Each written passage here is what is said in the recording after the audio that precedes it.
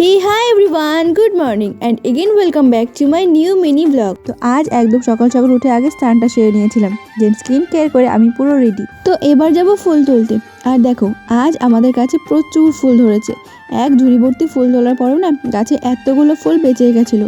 তবে কোনো চাপ নেই, আর কিছুক্ষণ পরেই ফুলগুলো সব উধাও হয়ে যাবে। তারপর তো ফুল তোলা হলে আমাকে মা এখানে বসিয়ে দেয় পুজোর বাসন মাজতে। মানে ভাবা যায় একটা কাজ শেষ হতে না হতে আর একটা কাজে বসিয়ে দিয়েছে। যাই হোক, তারপর তো গেছিলাম ছাদে, আর গিয়ে দেখতে পাই এত সুন্দর একটা ওয়েদার, চারিদিক পুরো নীল আকাশ আর মেঘে ঢাকা, ভীষণ সুন্দর লাগছিল দেখতে। আর এখন আমার মা আমাকে হাঁটিয়ে হাঁটিয়ে নিয়ে যাচ্ছে পাশের পাড়ার মন্দিরে প্রসাদ আনতে যাওয়ার জন্য। আর প্রথমে তো গিয়ে আগে মাকে প্রণাম করে নিয়েছিলাম। আর দেখো মাকে দেখতে কতটা মিষ্টি লাগছে, চোখ ফেরানো যাচ্ছে না মায়ের থেকে। হাতে কিন্তু আমাদের ভোলে বাবাও রয়েছে। আর ওই দেখো প্রসাদের থালাগুলো, দেখেই তো লোভ লেগে যাচ্ছে। দিন ওখান থেকে প্রসাদ নিয়ে আর প্রসাদ খেয়ে বাড়ি চলে আসি। তারপর তো বাড়ি আসার পর মা এখানে রান্নাবান্না শুরু করে দিয়েছিল। দিন দুপুর হলে বসে পড়েছিলাম লাঞ্চ করতে।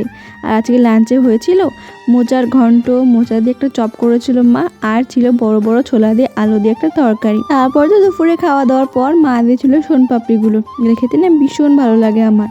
দেন সব কিছু খাওয়া দাওয়া হলে এখানে লেগে পড়েছিলাম কাজ করতে। মানে কাজ আর এই জীবনে শেষ হবে না, তাই ফটাফট আগে গ্যাসটা মুছে নিয়েছিলাম। তারপর তো সব কাজ শেষ হলে গেছিলাম ছাদে একটু রিল্যাক্স করবো বলে।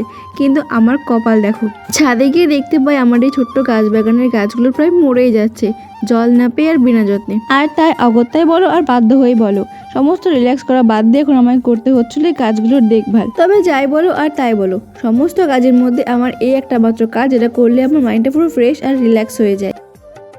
বাপরে, ফাইনালি সমস্ত কাজ এবার শেষ হলো, এবার পালা রিল্যাক্সের। সো ইয়া, আজকের জন্য ভিডিওটা কিন্তু এই পর্যন্ত। দেখা হচ্ছে নেক্সট আরেকটা ব্লগে। So by.